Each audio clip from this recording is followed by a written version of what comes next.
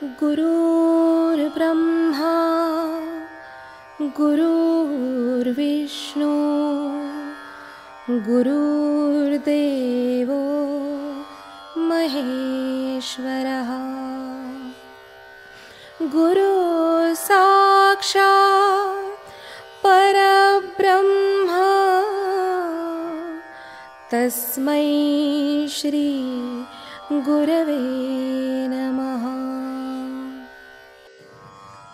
सद्गुरुनाथ महाराज की जय।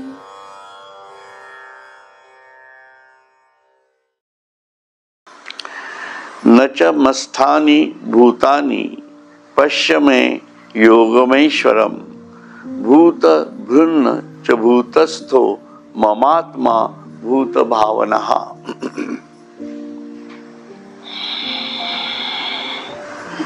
माझ्या ईश्वर स्वरूपाचा विचार करून पाहशील तर माझे ईश्वर स्वरूप सर्व भूतांचे धारण पोषण करणारे व सर्व भूतांना उत्पन्न करणारे आहे असे वाटत असले तरी मी भूतांच्या ठिकाणी नाही व भूते माझ्या ठिकाणी नाहीत असे तुला कळून येईल।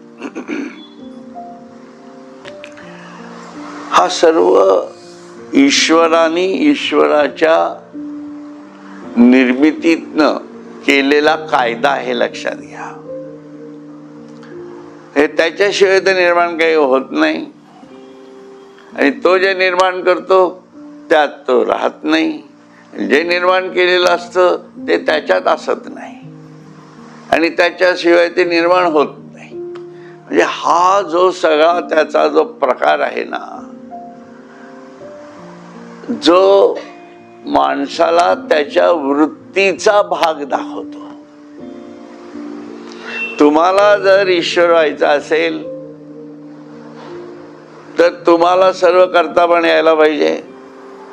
जे केलेलं आहे त्यात राहायचं पण नाहीये। जे केलेलं आहे ते तुमच्यापासून असलं तरी ते तुमच्यात नसणार आहे। या सगळ्या गोष्टींची मानसिकता सातत्याने आपल्या ठेवत सतत करत राहायचं, असे जे स्वरूप असेल ते आपलं आत्मस्वरूप असतं, है ना। आता असा जेव्हा आपण विचार करतो तेव्हा मग आपल्याला उलटा विचार करावा लागतो। उलटा म्हणजे कसं की आपण काय करतो की जे आपल्याला करायचं असतं त्यात आपण इन्व्हॉल्ड होतो। पहिली गोष्ट आहे की नाही?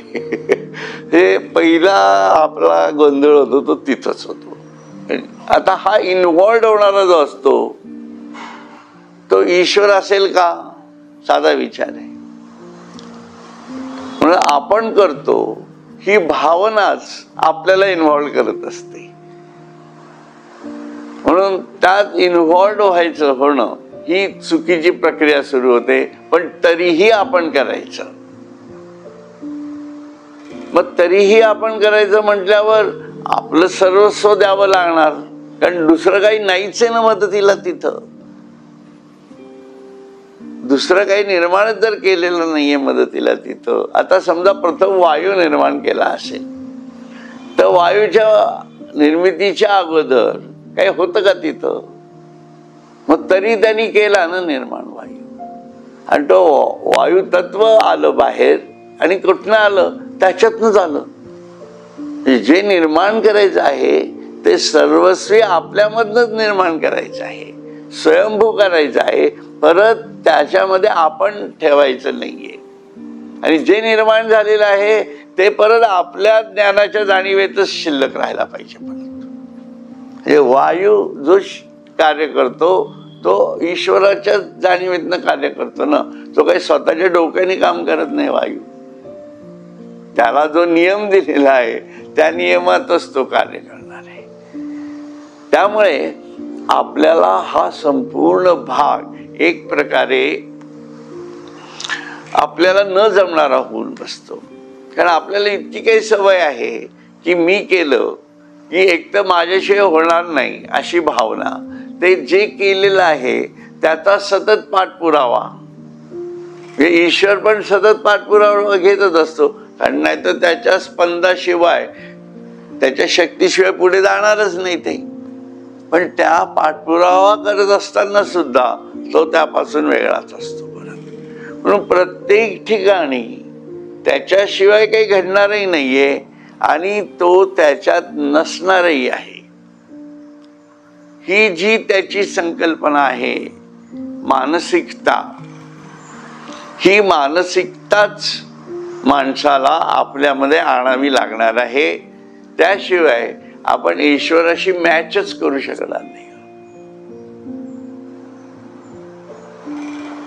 हा इथला एक फार महत्वाचा असा एक ईश्वराचा गुण म्हणा की त्यांनी इथं स्वतः भगवंतांनी सांगितलेला आहे इथं.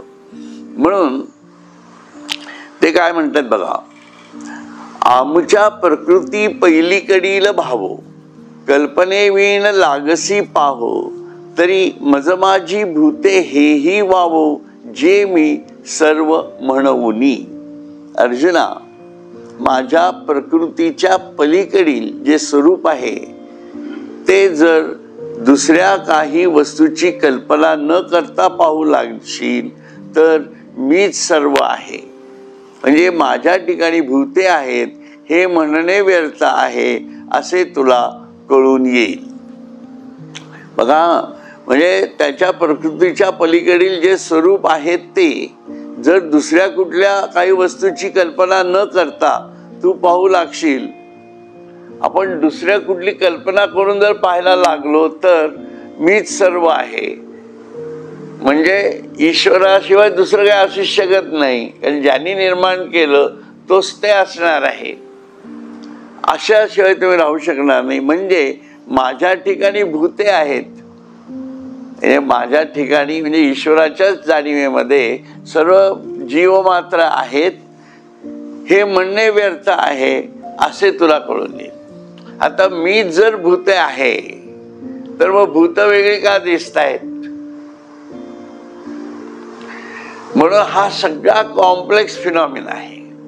म्हणून कॉम्प्लेक्स मध्ये अवघडात अजून अवघड करून टाकलेलं आहे. आता ज्ञानेश्वरांनी अधिक अवघडात नेलेलं आहे, लक्षात घ्या. आता ते सोपं कसं करतात ते पुढे आपल्याला कळणार आहे. म्हणजे हे स्टेटमेंटच खूप अवघड जातं बघा. माझ्या प्रकृतीच्या पलीकडील जे स्वरूप आहे, आमच्या प्रकृती पहिलीकडील भाव आहे ना, जरी कल्पनेवीण लागसी पाहो, जर कुठल्या कल्पनेनी म्हणजे दुसऱ्या काही वस्तूची कल्पना न करता, कल्पनेवीण म्हणजे कल्पना न करता तू पाहू लागशील तर मीच सर्व आहे. कारण मीच अनंत आहे, त्याच्यामुळे दुसरी कोणी कुठं दुसरा असू शकत नाही. म्हणजे माझ्या ठिकाणी भूते आहेत, म्हणजे माझ्या ठिकाणी भूते आहेत असं म्हणणं व्यर्थ होईल, कारण मीच भूते आहे ना. म्हणजे ते वेगळी भूत, वेगळे म्हणजे काय म्हणतो आपण त्याला, द्वैत भाव आणि अद्वैत भाव याचा हा गोंधळ इथं सगळा दिसतो आपल्याला. म्हणून ईश्वर अद्वैत भावात आहे, आपण द्वैत भावात. कारण त्याच्या अद्वैत भावातनं आपण वेगळे झाल्यामुळे आपण द्वैतात आलो. मग द्वैताला प्रयत्न करायचा आहे ना अद्वैतात, त्याचा प्रयत्न करून झाला, त्याने वेगळं द्वैत निर्माण केलं त्याच्या मनामधनं. पण त्याचं मन समजून घेणं हे कोणाचं काम झालं? आपलं झालं.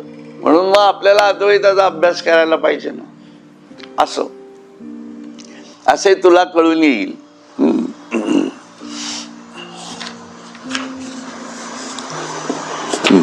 एरवी संकल्पाची सांज वेळे, नावेक तिमिरे जती बुद्धीचे डोळे, म्हणून अखंडितची परी झाबळे, भूत भिन्न ऐसे देखे. विचार करून पाहता परब्रह्मावर भासणारी नामरूपे याच्या ठिकाणी परब्रह्म विसरल्यामुळे परब्रह्माहून भिन्न जगत वस्तूची जी कल्पना होते तो संध्या समय होय.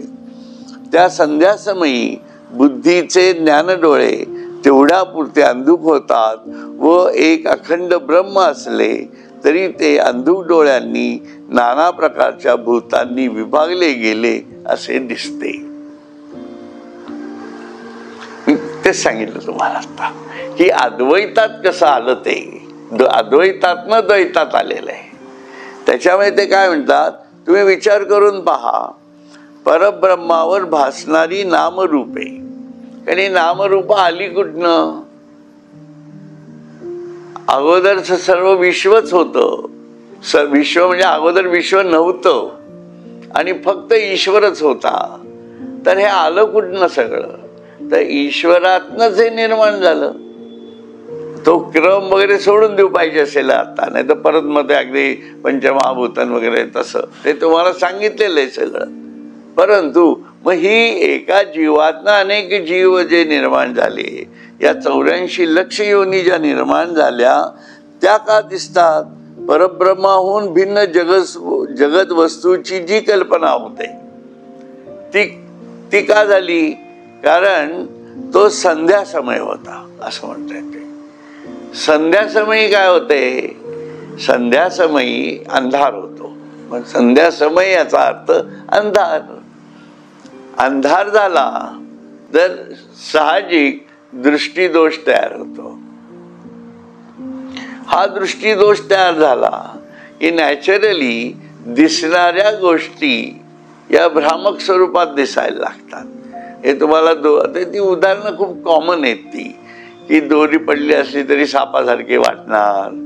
काय वाटते, काही दगड नसेल पण उगाचच काही वेगळा आकार असेल तर तो दगडासारखा वाटणार.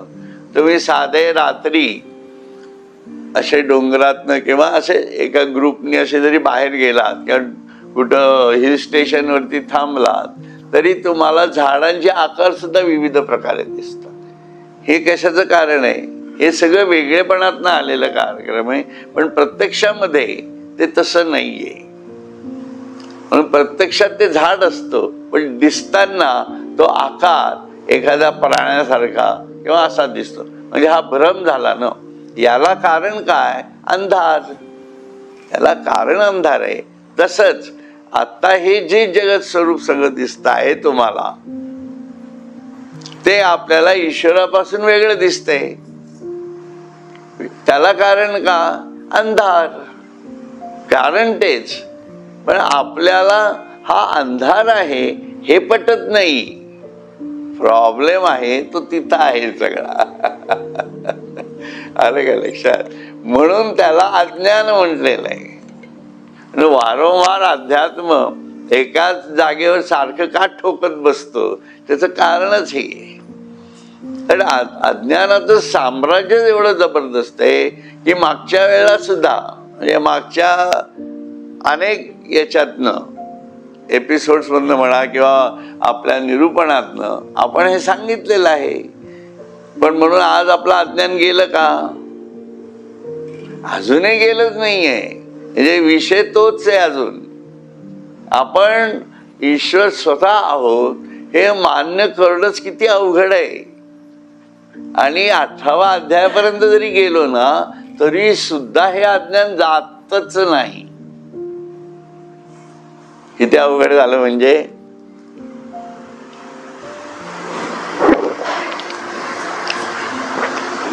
मग माणूस कंटाळतो.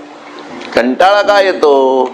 कारण बुद्धीला किती वेळा समजून सांगितलं तरी तिला तो अनुभव आल्याशिवाय तिला ते पटणारच नाहीये. म्हणून ईश्वराचा अनुभव आल्याशिवाय भक्तीच तयार होत नाही. लक्षात घ्या. म्हणून आपल्याला जो ईश्वर आवडत असतो तो फक्त तो आपल्या पेक्षा कुठेतरी मोठा आहे. तो आपल्याला कुठेतरी, म्हणजे 3-4 कारण आहेत त्याच्यासाठी. तो एक तर आपल्यापेक्षा खूप मोठा आहे. तो आपल्या बुद्धीच्या पलीकडे आहे ना. आणि तो आपल्याला मदत करू शकतो. अशा काही कल्पनेतनं आपण आणि हे सगळं निर्माण झालेलं आहे, हे तर सत्य आहे. मग हा निर्माण करणारा जो मला कळत नाही पण आहे मात्र नक्की, असं जे म्हणजे तो आपल्याला भूत म्हणतो खरं तर, पण प्रत्यक्षात आपल्या दृष्टीने तोच भूत आहे, कारण तो दिसत नाही. म्हणजे भूतानी खऱ्या अद्भुताला वान्न करणं, असं ते काहीतरी अद्भुत भूत आहे असं म्हणा पाहिजे असेल तर, आहे की नाही. आणि आपण आपल्या दृष्टीतनं विचार करतो ना, देव देवाच्या दृष्टीतनं विचार करतोय. तो म्हणतो अरे तू वेगळी, तू दृष्टीत ठेवू नको ना तुझी वेगळी, तू माझ्या दृष्टीने सर्व कर, म्हणजे तुझ्या लक्षात येईल यात काहीच फरक नाहीये. पण माझी दृष्टी तशी होत नाही. मग मी देवाला म्हणतो की देवा तू कधीतरी तर आमच्या दृष्टीने बघ. मग देव म्हणतो मी तुमच्या दृष्टीने बघतच असतो. अरे तू आमच्या दृष्टीने बघत असतो ते कसं रे बाबा, आम्ही तुझ्यामध्ये आतमध्ये बसून काय बघतोय, तुलाच पाहतोय.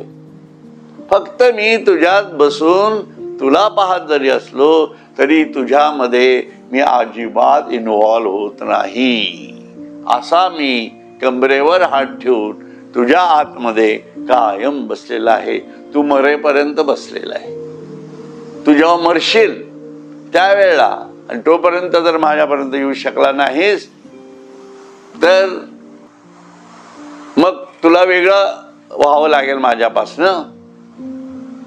तोपर्यंत मी तुला माझ्या जवळच ठेवलेलं आहे रे राजा. त्यानंतर मात्र मी वेगळा होणार, कारण तुला माझ्यासारखं होता आलं नाही. किती वर्ष द्यायची तुला, हे लॉजिक आहे की नाही त्याला. असा तो वर्ण झाडत असतो आपल्याला. मी जन्मापासून तुझ्या बरोबर बसलो आहे तरीही तुला मी कुठं आहे हे कळत नाहीये, आणि तू माझ्या भावात येऊ शकत नाहीयेस. मग आणि हे ठीक आहे, मग मलाही तुझ्याबद्दल कळवळ आहे, नाही असं नाही, कारण मी पण तुझं शरीर वापरतोच ना.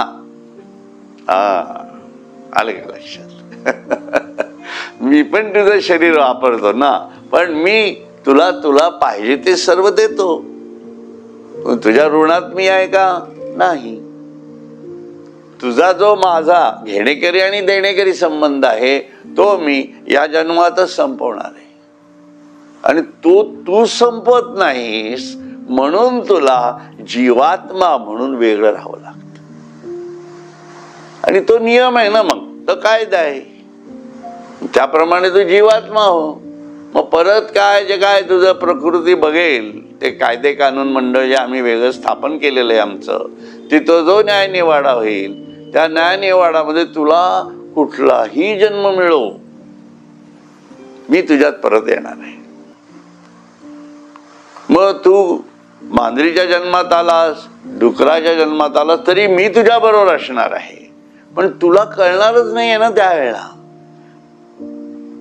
मी तुझ्या बरोबर असतो, हे तुला फक्त मानव जन्मातच कळणार आहे. कारण हे सगळं प्रकृतीनेच तयार केलेलं आहे, हे परत मी केलेलंच नाहीये. हे सगळं निर्माण मी केलेलं आहे. जरी मी केलं आहे तरी मी त्याच्यात नाहीये आणि ते भूत पण माझ्यात नाहीये. असं मी महाभूतांच्याही निर्माण करणार, महाभूतांनाही निर्माण करणार असं महत् ब्रह्मभूत आहे. कसली भूताटकी आहे सगळी बघा ही आहे ना. तुम्ही विचार करा ईश्वर काय विचार करत असेल. म्हणून हे स्वगत आहे, ईश्वराचं स्वगत. असं ते तुम्ही बघा की आपलाच ईश्वर आत बसून काय बोलत असेल आपल्याबद्दल, काय म्हणत असेल आपल्याला. आपण किरकोळ चायला वगैरे शिव्यांना किरकोळ म्हणतो, तो काय भयंकर शिव्या घालत असेल आपल्याला आत बसून की काय हा माणूस, याला काहीच कळत नाही, केवढा बिंडोक आहे ना. काय करणार, पण त्यांनी शब्द दिलाय न धरी शस्त्र करी तो आपला उभा राहणार. बघा आता असा सगळा प्रकार आहे बघा. त्याच्यामुळे ते काय म्हणतात, विचार करून पाहता परब्रह्मावर भासणारी नामरूपे याच्या ठिकाणी परब्रह्म विसरल्यामुळे परब्रह्माहून भिन्न जगत वस्तूची जी कल्पना होते तो संध्या समय होत. म्हणजे कायम आपण संध्याकाळी वावरत करत असतो आणि रात्र झाली की मरून जातो. जन्म झाला की संध्याकाळी जन्म होतो, रात्र झाली की मरून जातोय. हे जेव्हा केव्हा दिवस असला तरी तो संध्या समयच होतो आपला. असं प्रकरण झालंय. त्या संध्या समयी बुद्धीचे ज्ञान डोळे तेवढ्या पुरते अंधुक होतात व एक अखंड ब्रह्म असले तरी ते अंधुक डोळ्यांनी नाना प्रकारच्या भूतांनी विभागले गेले असे दिसते. आहे ना, तसंच झालं. असं तेची संकल्पाची सांज जई लोपे तई अखंडितची आहे स्वरूपे जैसा शंका जात खेवो लोपे सापपण माळेचे. ते उदाहरण आलं बघा. ज्याप्रमाणे समोर पडलेल्या माळेवर सर्पाची कल्पना होते आणि सर्पाची कल्पना निघून गेली की माळेवर सर्प दिसत नाही, त्याप्रमाणे भूताची कल्पना रूपी सायंकाळ निघून गेली की ते ब्रह्मस्वरूप अखंडच आहे, ते विभागले गेले नाही असा अनुभव येतो. तोच विषय आहे सगळा. त्याच्यामुळे हे अंधारे पण जाणं हाच महत्वाचा विषय होऊन बसतो. येरवी तरी भूमी आतुनी स्वयंभ काय घडे अंगाड गेयांचे निगती कोंब परी ते कुलालमतीचे गर्भ उमटले की. नाहीतर अर्जुना जमिनीतून आपोआप घडे गाडग्याचे स्वयंभ कोंब निघतात काय, परंतु ते सर्व मातीचे घडे गाडगे म्हणजे कुंभाराच्या बुद्धीत जे गुप्त आकार होत तेच मातीच्या ठिकाणी प्रकट झाले. बघा आता, म्हणजे कुंभार गल्लीत गेलेलो होत ना आपण, आहे ना, कुंभारवाडा आहे तिकडं. तर तिथं विविध प्रकारचे आकारातले मातीची भांडी ठेवलेली असतात. पंट्या म्हणा, घट म्हणा, त्याचे आकार म्हणा, हल्ली कुंड्या वगैरे सगळे प्रकार असतात. मग हे मातीचंच आहे ना हे सगळं. बेसिकली इट्स माती. पण मग आकार कुठनं आले तर ते त्या कुंभाराच्या डोक्यातले विचार आहेत. असा विचार करा. तसं ही संपूर्ण जीवसृष्टी आहे, ही माझ्यातनच निर्माण झालेली जरूर आहे, पण हिचा जो संपूर्ण विविध आकार जे आलेले आहेत ती बुद्धी, ते ज्ञान हे माझं स्वरूप आहे.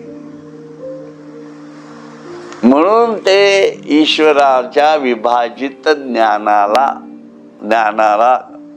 तिने विभाजित करून त्याला आपल्या जाणीवेत घेऊन शक्तीने ते आकार तयार केलेले आहे. म्हणून ज्ञानशक्ती आहे ती ईश्वराची आहे आणि क्रियाशक्ती जी आहे ती ईश्वराचीच क्रियाशक्ती आहे. जसं एखादा माठ तयार करायचा असेल तर कुंभारामधलीच त्याची बुद्धी खूप मोठी आहे ना. कुंभार काय फक्त एकच माठ किंवा एकच पंटी बनवतो असं थोडीच आहे.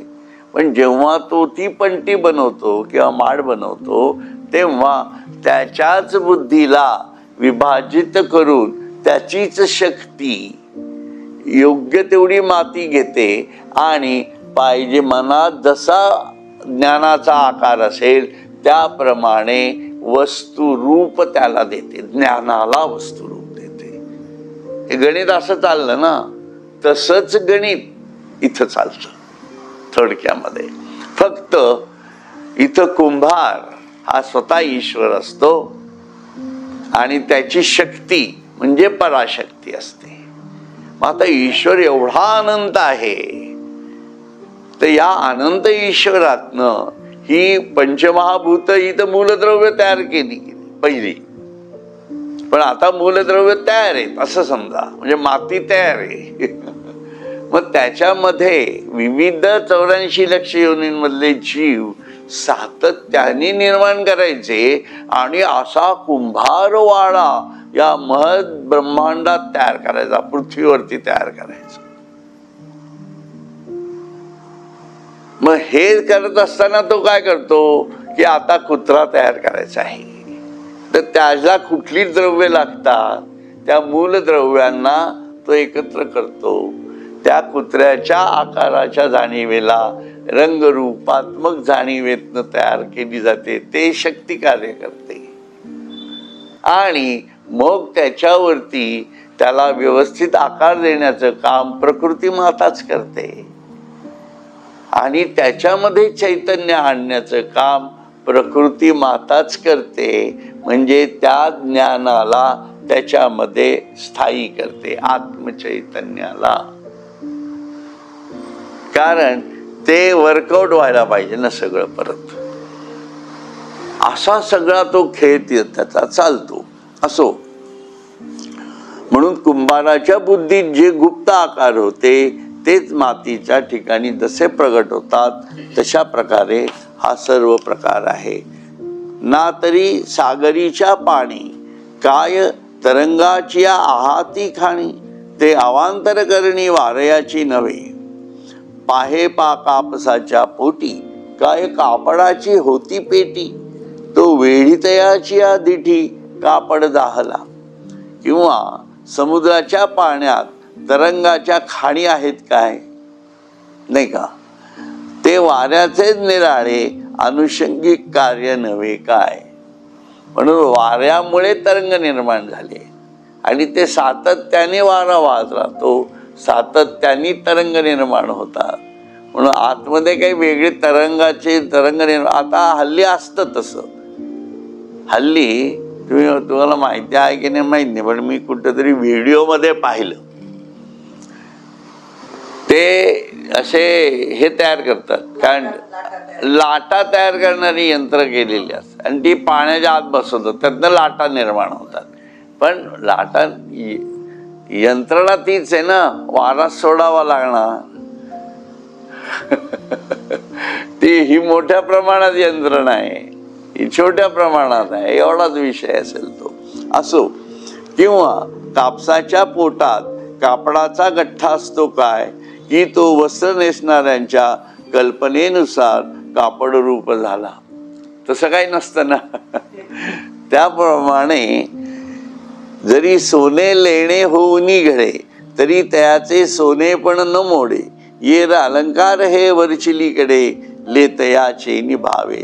सांगे पडिसादाची प्रत्युत्तरे, का आरिसाजे आविष्करे. ते आपले की साचोकारे, तेथेची व्हावते. तैसी ये निर्मळ माझ्या स्वरूपी, तो भूत भावना आरोपी. तयासी तयाच्या संकल्पी, भूताभास असे. सोने जरी अलंकार रूपाने घडले गेले तरी त्याचे सोने पण नाहीसे होत नाही. बाकी सोन्याला अलंकार जे म्हटले जाते ते अलंकार घालणाऱ्याच्या वरच्या दृष्टीने असते. आज सोनच असतं, अलंकार आपल्या दृष्टीने असतो. सांग बरे अर्जुना, एखादी ठिकाणी जेथे आपल्या बोलण्याचा प्रतिध्वनी येतो तो, किंवा आपल्या समोर धरलेल्या आरशामध्ये जे प्रतिबिंब दिसते ते खरोखर आपले की तेथेच होते. त्याप्रमाणे माझ्या सर्व नामरूपाने नटलेल्या शुद्ध निरुपाधिक स्वरूपाच्या ठिकाणी जो भूतसृष्टीची कल्पना करतो त्यालाच त्याच्या कल्पनेमुळे भूतसृष्टी भासते. म्हणून माझ्या ठिकाणी जो अशा प्रकारची कल्पना करत राहतो, म्हणजे माझ्या ठिकाणी अशी कल्पना करतो, का करतो तर तो द्वैतात येतो, अज्ञानात येतो, अंधारात येतो. त्याच्यामुळे तो स्वतःला वेगळं समजतो.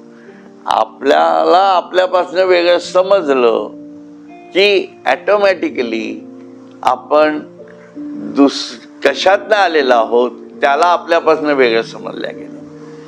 थोडक्यामध्ये असाही विचार करा, आपल्या शरीरामध्ये या पेशी आहेत, यांना आपण आपलं म्हणतो, बरोबर आहे की नाही? पण त्या पेशी आपल्या शरीरावर आलेल्या आहेत आणि त्या पेशींची स्वयंभू जाण जर वेगळी असेल तर त्या स्वतःला काय समजत असतील असा विचार केला. कारण त्या पेशी स्वयंभू जाणीवेतल्या आहेत. त्या स्वतः मरतात. पेशी मेल्यामुळे आपण मेलो का? असं होत नाही. आपण जिवंतच राहतो, कारण नवीन पेशी सातत्याने निर्माण होत राहतात. म्हणजे काहीतरी आपल्यामध्येच आपल्यावरती काहीतरी वेगळं निर्माण होत आहे ना. मग जे निर्माण होत आहे ते आपल्यामधूनच होत आहे, पण आपण ते आपल्यापासून वेगळं मानतो का? नाही मानत. आपण ते आपल्यापासून वेगळं मानत नाही. पण त्या पेशी त्या जर आपल्याला वेगळं मानत असतील तर त्या कसा विचार करतील की अरे मी या कुठल्या तरी याच्यावरती जो निर्माण झालेलो आहे बुडबुडा म्हणून किंवा पेशी म्हणून, माझं आयुष्य 15 दिवसाचंच आहे, पण 15 दिवसात ती काय विचार करत असेल? तिच्यात उत्पत्ती आहे, स्थिती आहे, लय आहे, जन्म आहे, जीवन आहे आणि मृत्यू आहे. हे सगळं तिच्यात आहे आणि हे प्रत्येक पेशीमध्ये आहे. रक्ताच्याही आहे, त्वचेच्याही आहे, हृदयाच्या नाहीये. मला वाटतं हृदयाच्या पेशी मरत नाहीत असं काहीतरी आहे. म्हणजे आपण मरतो त्याच, म्हणजे त्यांचं लाईफ स्पॅन मध्ये पण फरक आहे. प्रत्येक पेशीच्या लाईफ स्पॅन मध्ये पण फरक आहे की नाही. कुत्रा 15 वर्षात मरतो, माणूस मारायला 80 वर्ष घेतो. लाईफ स्पॅन मधला फरक आहे हा, आहे की नाही. तर त्याप्रमाणे त्याचं विश्व त्या वेळेला तो मेला की संपून जातो. पण ते जगत असताना तो जर वेगळा समजत असेल तर ते त्याच्यामधलं असलेलं अंधारपणच नाही का? तुम्ही काय म्हणणार, अरे हे पेशे माझ्या हातावरच्या पेशे तू माझ्यापासून कशाला वेगळं समजतेस? तू आणि मी एकच आहोत ना, कारण तू माझीच आहेस. अशा देव आपल्याला म्हणतोय, असं म्हणतोय मी तुम्हाला. अशी भूमिका लक्षात घ्या, म्हणजे आपल्या लक्षात येईल की आपण कसं वागतो देवाशी. अशा विचारातनं गेलं तर हे नक्की चांगलं कळेल. त्याप्रमाणे माझ्या सर्व नामरूपाने नटलेल्या शुद्ध निरुपाधिक स्वरूपाच्या ठिकाणी जो भूतसृष्टीची कल्पना करतो त्यालाच त्याच्या कल्पनेमुळे भूतसृष्टी भासते आणि त्यालाच ती भासते. म्हणून पेशीला काय वाटतं याचा विचार कधी आपल्या डोक्यात असतो का? हे पेशीच्या विचारांपासून आपण किती वेगळे आहोत. आणि अशा लाखो करोडो पेशी आपल्यामध्ये आहेत, पण त्यांच्या विचारांनी आपण चालत नाही. लक्षात घ्या. त्या जर बिघडल्या तर त्यांना दंड देतो, औषधं टाकतो, त्यांच्यावरती फवारणी करतो, सर्व करतो आणि त्यांना दुरुस्त करतो. आणि मी म्हणतो तसंच वाग, कायदा आहे माझा, माझ्यासाठी तुला नीट वागलंच पाहिजे, कठोर कायदा. मग तिथं विचार करतो का? म्हणून तिथेही प्रकृतीचा कायदा लागूच आहे ना. म्हणून हे जे वेगळेपण आहे आपल्यातलं हे घालवणं खूप गरजेचं आहे. असो, तेची कल्पिती प्रकृती पुरे आणि भूताभास आधीच सरे, मग स्वरूप उरे एक सरे निखळ माझे. भूतसृष्टीची कल्पनारूपी प्रकृती नाहीशी झाली की भूताभास मुळी नव्हताच असा तो होऊन जातो आणि एक माझे शुद्ध अखंड स्वरूपच उरते. म्हणून ही जी कल्पना सृष्टी जी आहे सर्व, ती आपण जर आपल्यातनं घालून टाकली, म्हणजे थोडक्यात स्वप्नच गेलं निघून, तर वास्तवता शिल्लक राहील ना. तसा प्रकार काहीसा म्हणा. म्हणून या कल्पनेतनं समजा एकदा वेगळेपणाच्या कल्पनेतनं आपण बाहेर पडलो की द्वैतातनं बाहेर पडलो की जे शिल्लक राहतं ते अद्वैतच राहतं, मग आपण ईश्वरासारखेच होतो असं ते म्हणतायत.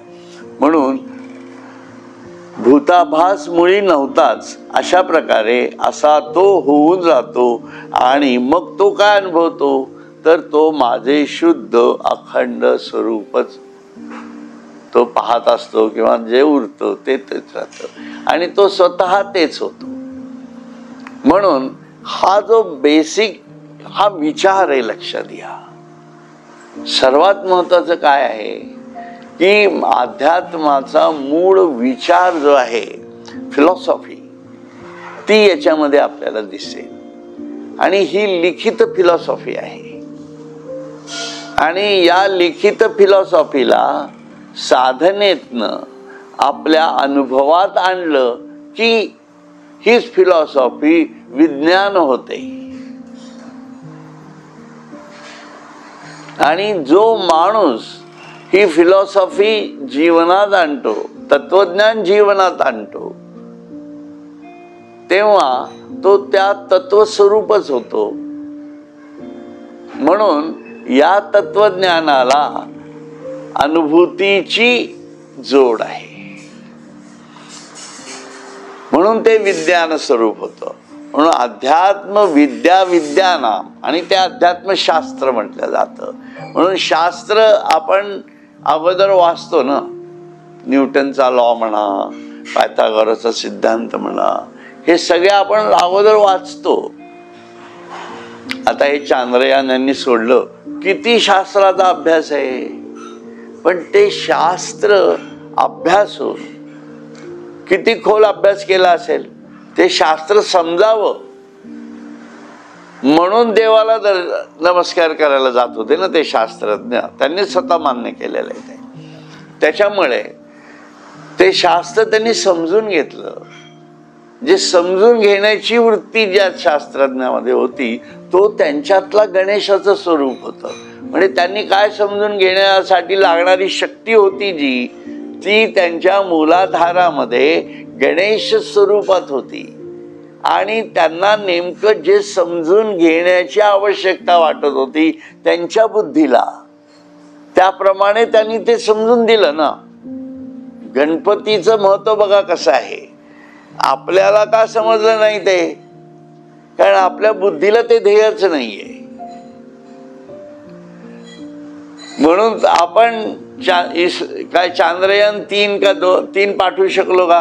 आपण नुसते टाळ्या वाजवण्यासाठीच होतो तिथं. ते सहज होतं, म्हणजे आहे की नाही. त्याला काय मोठा गणपती आतनं हे व्हायला पाहिजे असं काही नव्हतं.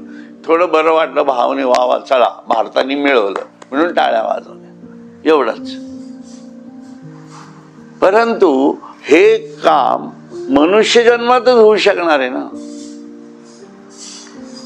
आता एवढं चांद्रयान पृथ्वीवर तिथं गेलं, याचं महत्व कोणाला आहे? जी माणसं आहेत त्यांनाच आहे ना.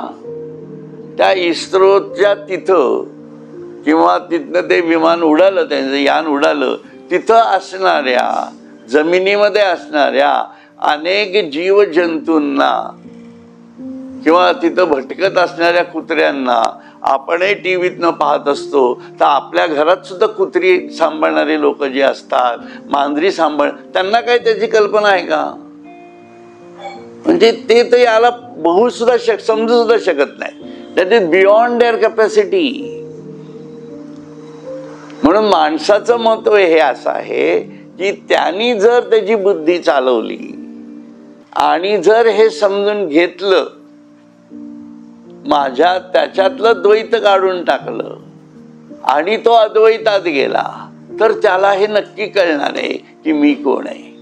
तू चंद्रावर पोहोचू शकतोस तुझ्या ज्ञानाने, आणि तुला वेगळं ठेवून परत बघा. कारण तू गेलेलाच नाहीयेस चंद्रावर, पण तुला केलं की नाही पोचतं? कोणी केलं? माझ्या शक्तीने केलं ना. पण त्या शक्तीचं ज्ञान होण्याकरता तुला तुझा गणेश साकार करावा लागला. मग हे तू जर तुझ्या जागच्या जागी बसून मला समजून घेतलं आणि ते यान तुझ्या आतमध्येच ठेवलेलं आहे, ते यान इथं तर तुला वेगळं तयार पण करायचं नाहीये. इथं तर तुला दुसरा कुठलाही इस्रो पण उभा करायचा नाहीये की नासा उभी करायची नाहीये.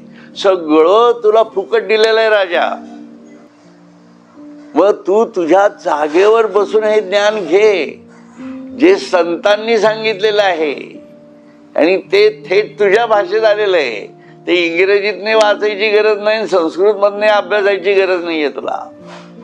मग तो अभ्यास करून जर तू त्या ज्ञानाच्या पाऊल वाटेतनं चालत गेलास किंवा राजमार्गाने गेलात, पाऊल वाट सोडून द्या, आता तर राजमार्ग झालेला आहे.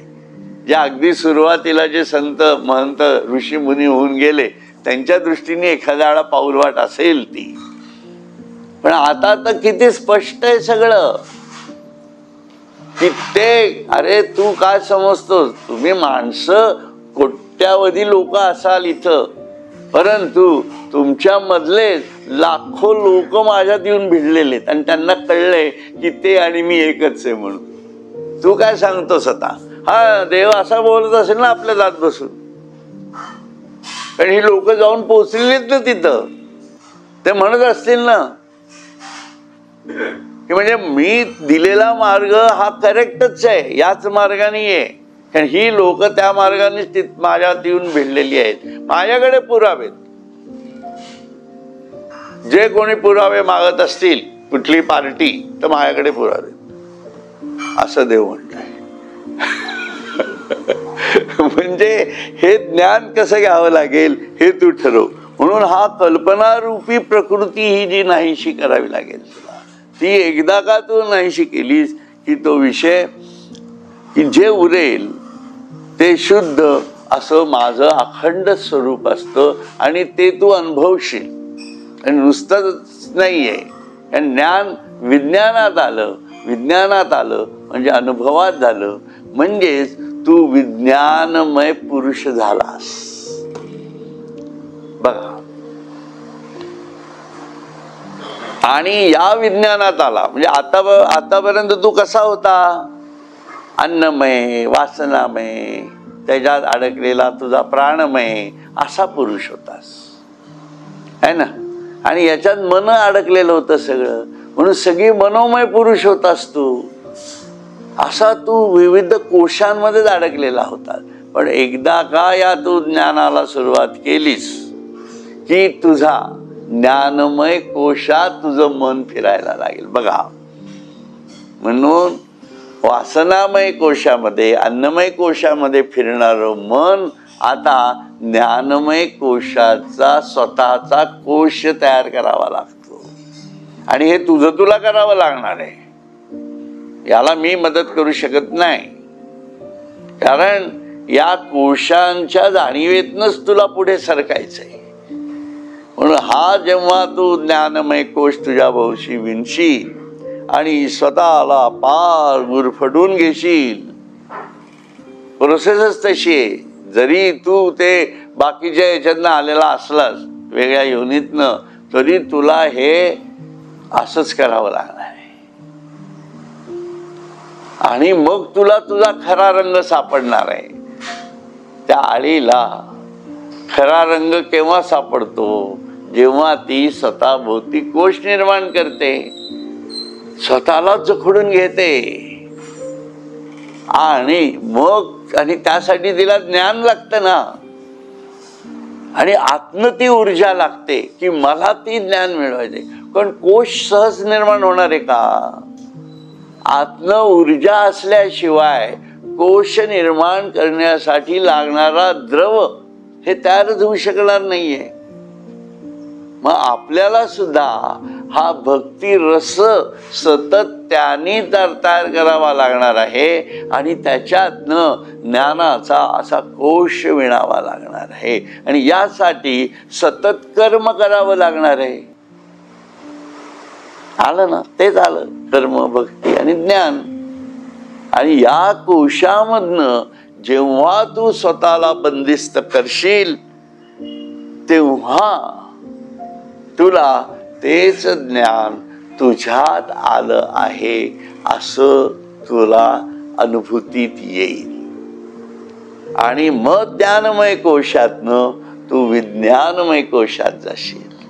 आणि विज्ञानमय कोशाची अभिव्यक्ती जशी जशी वाढत जाईल तसा तसा तूच फुलपाखरू होऊन तो कोश फोडून बाहेर उडायला लागशील. सगळं तुझंच तुला करायचंय, सगळं तुझ्याकडे आहे. मग तू म्हणशील तिथं तू करू जाऊ शकशील. सर्व सत्ता आली हाता, नाम याचा खेचर दाता. म्हणून खेचर हे त्यांचे गुरु विसोबा खेचर. म्हणून त्यांच्या या जाणीवेतनं मला हे प्राप्त झालं. तर इथे आपण आता थांबूयात. हरिओम तत्सत, हरिओम तत्सत, हरिओम तत्सत. सद्गुरुनाथ महाराज की जय. सद्गुरुनाथ महाराज की सत.